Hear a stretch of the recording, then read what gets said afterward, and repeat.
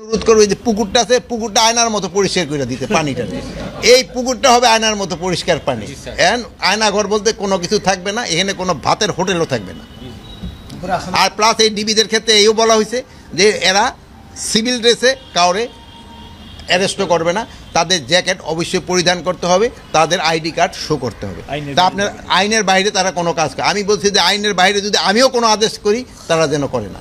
আপনারা এবার দেখেন এই যে আমাদের এবার এসআই নিয়োগের ক্ষেত্রে বা প্লাস এই যে পুলিশ নিয়োগের ক্ষেত্রে আপনারা বলতে পারবেন কিনা আমরা কারোর জন্য কোনো রিকোয়েস্ট করছি?